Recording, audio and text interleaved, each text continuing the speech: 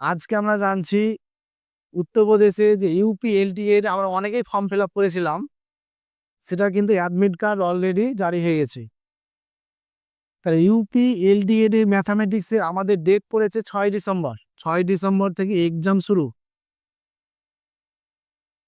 আমরা অলরেডি বেশ কিছুজন অ্যাডমিট ডাউনলোড করেছি, তার সঙ্গে আমরা হয়তো পরীক্ষা দিতে যাব।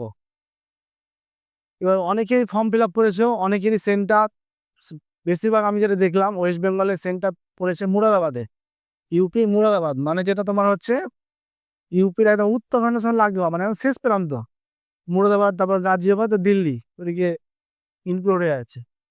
এবার আমাকে পার্সোনালি দুজন জিজ্ঞাসা করেছে যে ইউপি এলটি এর এক্সামটা কি।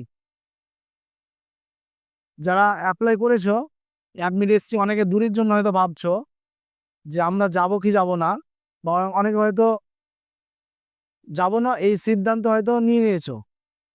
কিন্তু আমি একটা জিনিসই বলবো, যেহেতু ওয়েস্ট বেঙ্গলে টিচিংয়ের অবস্থা খুবই খারাপ, আমরা বুঝতে পারছি যে এক্সাম দিলাম, সামনে হয়তো এক্সামটা থাকবে কি না, এসএসসির 10 নম্বর আগে পরে কি ক্যান্সেল হবে, এই যে দ্বিধাগ্রস্ত। আমরা প্রত্যেকে কিন্তু যারা সাবজেক্ট নিয়ে পড়াশোনা করেছি, আমরা প্রত্যেকে কিন্তু আজকে অনেক ডিপ্রেশনের মধ্যে দিয়ে যাচ্ছি।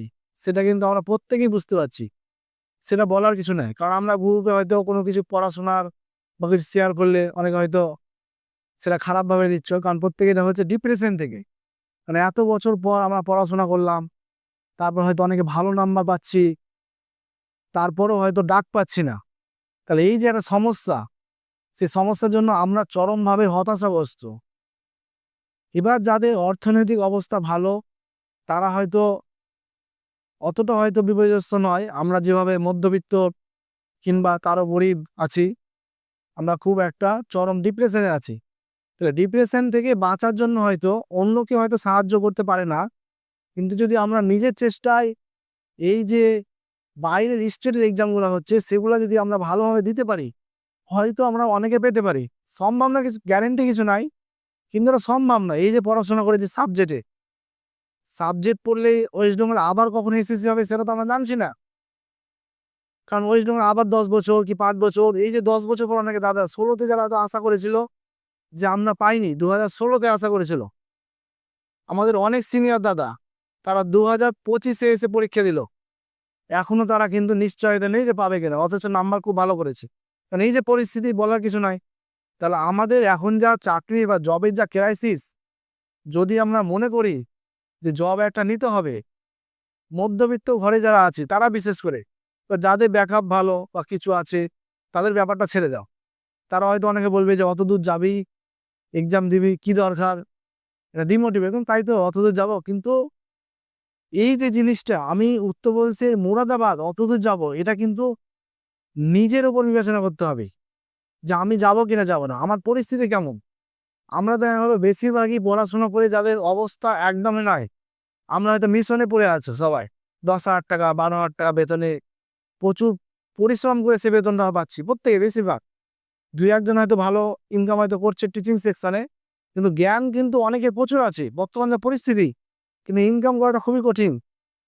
মিশন টিশনে এই যে একটা ইনকাম 10-12 হাজার, বা কিভাবে খাটায় যারা মিশনে থাকে, কি করে, তারাই ব্যাপারটা জানে। তাহলে আমাদের একটা মোটিভেশন হিসেবে কাজ করা উচিত যে আদার স্টেট যাব। তাহলে ইউপি এলটিগেটের যে এক্সাম, সে এক্সামটা যদি বলতে যায়, তাহলে বিশাল একটা বড় ধরনের এক্সাম। কেমন, আমাদের যে যেরকম ওয়েস্ট বেঙ্গলের ডাব্লিউবি পিএসসি রিক্রুটমেন্ট করে, ইউপি এলটির এক্সাম ডাব্লিউবি পিএসসি যে আমাদের রিক্রুটমেন্ট করে, ওয়েস্ট বেঙ্গলের পাবলিক সার্ভিস কমিশনের যে টিচাররা করে, সেরকম ইউপি এলটিগেটের রিক্রুটমেন্ট করে ইউপিপিএসসি। পিএসসি কি পিসিএস যাই হোক, ইউপিপিএসসি মানে ওদের পাবলিক সার্ভিস কমিশন রিক্রুটমেন্ট করে। তাহলে এই রিক্রুটমেন্টে যদি বেতন বলি, তাহলে হয়তো জানো না, হয়তো বিশ্বাসে করবে না, 70,000 প্লাস স্টার্টিং বেতন আছে। 70,000 প্লাস স্টার্টিং বেতন আছে যদি তুমি এই জবটা পেতে পারো, যদি যে কেউ পায়। আমরা হয়তো যাচ্ছি, অনেকের হবে এর মধ্যে যদি যাই, তাহলে 70,000 প্লাস বেতন একটা কিন্তু স্টার্টিং এখনই হবে। আর তোমরা অনেকেই জানো পে কমিশন সামনে বসতে চলেছে, আর 1-2 বছরের মধ্যেই, সামনে 2 বছরের মধ্যে অনেক স্টেটে পে কমিশন বসে যাবে। তাহলে এই মোটামুটি এই বেতনটা 2 বছর পর 1 লাখ, 1 লাখের কাছাকাছি যাবে বেতনটা। তাহলে তোমরা ভাবতে পারো এত বেতনে তুমি জব পাও, তাহলে তোমার ডিপ্রেশন, এই যে মধ্যবিত্ত হয় তারা ডিপ্রেশন আর কিছু থাকবে না। আর এই এক্সামটা সব থেকে বিশেষত্ব হলো এই এক্সামটা প্রিলিমস, আমাদের যারা প্রিলিমস পাস করব, যারা প্রিলিমস পাস করবে তারপরে মেন্স কতবার ছিল 2018-তে এই এক্সামটা হয়েছিল লাস্ট। কখন হয়েছিল এক্সামটা? 2018-তে লাস্ট হয়েছিল এক্সামটা। তারপরে এই এক্সামটা এখন হচ্ছে। তাহলে এক্সামটা হচ্ছে গতবার একটা স্টেজে নিয়েছিল, মানে একটা এক্সাম, ওটা মেরিট লিস্ট। কিন্তু এবার সিস্টেমটা একটু চেঞ্জ করে দিয়েছে। প্রথমে প্রিলিমস হবে, তারপরে মেন্স হবে। প্রিলিমসে কি আছে, যারা পরীক্ষাটা দাওনি ইউপিএল থেকে সামনে যদি মনে করে দিব, তারাও ভিডিওটা দেখতে পারো যাতে করে তোমরা এই প্যাটার্নটা বুঝতে পারো। প্রিলিমসে কি আছে, 120টা সাবজেক্টের কোশ্চেন আছে, আর 30টা কোশ্চেন আছে জিকে, যেটা ইউপির আর এমনি নর্মাল আমাদের যে জিকে, তার মধ্যে কিছু ম্যাথ, কারেন্ট অ্যাফেয়ার সব মিলে 30টা কোশ্চেন, আর সাবজেক্টের কোশ্চেন থাকবে 120টা, দিয়ে টোটাল 150 নম্বরের এক্সাম। যতটা স্টুডেন্ট, যা সিট থাকবে তার সিটের 15টা স্টুডেন্টকে থাকবে, একটা সিটের জন্য 15টা সিট, একটা সিটের জন্য 15 জনকে ম্যাথামেটিক্সে কোয়ালিফাই করাবে। ম্যাথামেটিক্সে সিট আছে মোটামুটি হাজার হাজার হাজার প্লাস সিট আছে। সে সিটটা দুটা ডিস্ট্রিবিউশন, ম্যাথটা বলছে যেহেতু আমার নিজের সাবজেক্ট ম্যাথটা আমি ভালো করে দেখেছি। এইখানে দুটা বিশেষ দুটা পার্টে ভাগ করে যায়, একটা ফিমেল সিট, একটা ফিমেল সিট, আর একটা হচ্ছে মেল সিট। ফিমেল সিটে অ্যাপ্লাই করেছে, মেলের সিটে অ্যাপ্লাই করেছে, তাহলে কম্পিটিশনটা কিন্তু এখানে অর্ধেক হয়ে গেল। তার মধ্যে মেল সিট, জেনারেল সিট আছে 220টা। ইউপিতে, বিহারে যেমন ডোমিসাইল লাগু হয়েছে, ইউপিতে এখন পর্যন্ত ডোমিসাইল কিছু লাগু নাই। জেনারেল সিটের মধ্যে তো র্যাঙ্ক আসলে ডিরেক্ট তোমার সিলেকশন হবে। তাহলে প্রিলিমস দিলাম, ব্যাপারটা বলে দিলাম।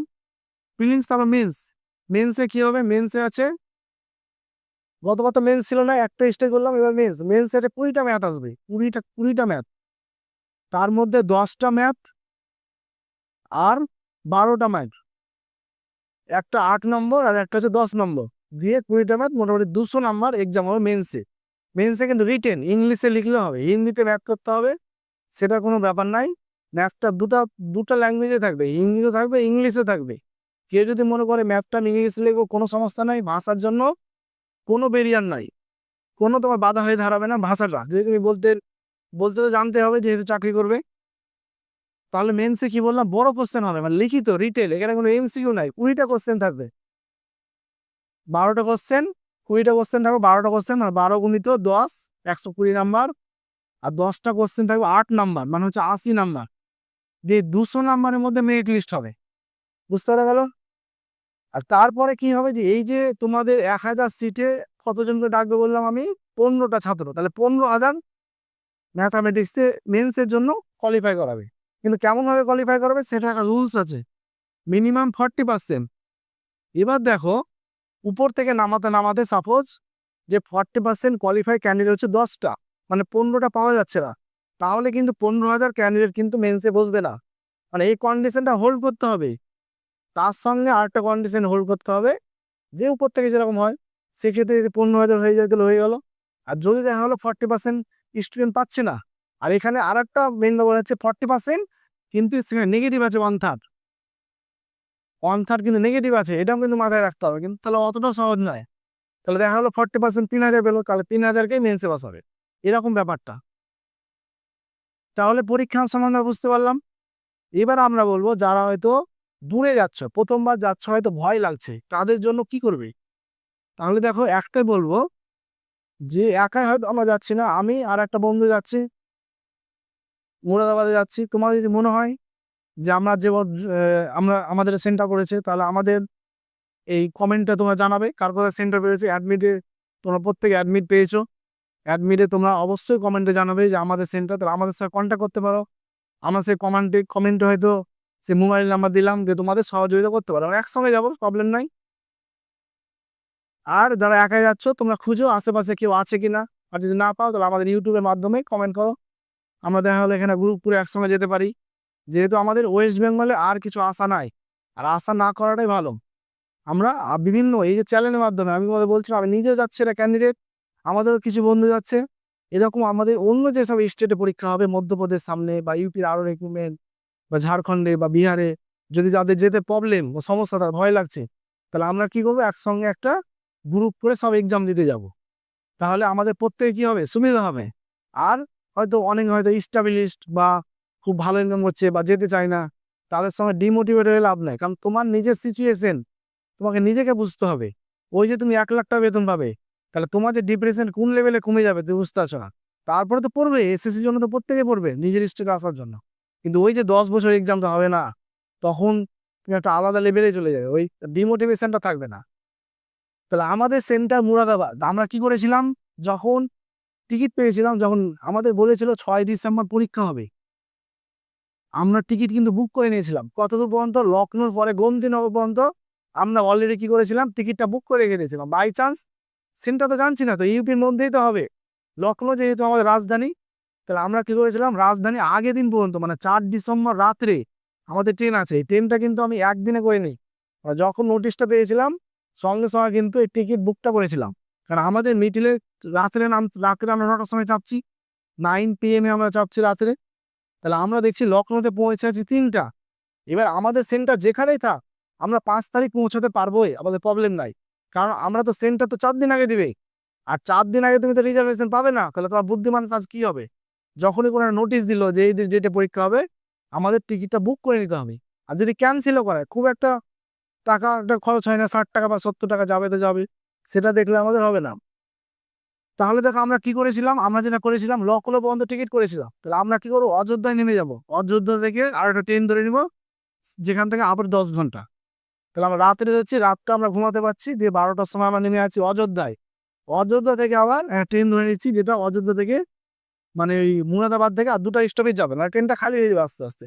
আশা করছি তারপরে আর চাপ হবে না, কারণ সেটা দুপুরে, রাত্রে নেমে যাবে 1টায়। তারপর মুরাদাবাদে আমরা কোথায় থাকার একটা ব্যবস্থা করব। তা এরকম যদি হয়, এবার আসবো কিভাবে, তাহলে আমরা সবসময় দেখি যে ট্রেনটা কোথা থেকে কত ছাড়ছে। তোমাদের আমি যেহেতু কেন তোমাদের বলতে পারছি, যেহেতু আমি এর আগে আরো 2-3 জায়গায় গেছি, কারণ রাজস্থানে গেছিলাম পরীক্ষা দিতে, সেটা তো আরো অনেক দূরে।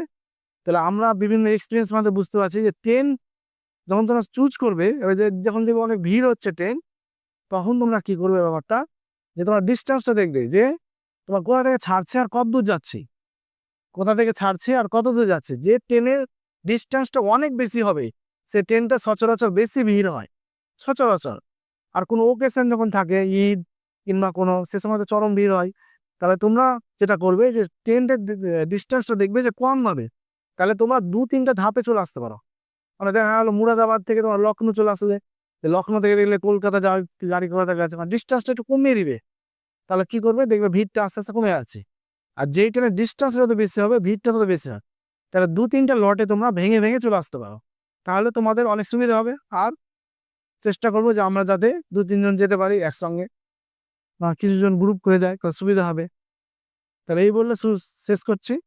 আর সামনে আমাদের যে পরীক্ষা বিভিন্ন আছে, আমাদের চ্যানেলটা অবশ্যই তোমরা সাবস্ক্রাইব করে রাখো।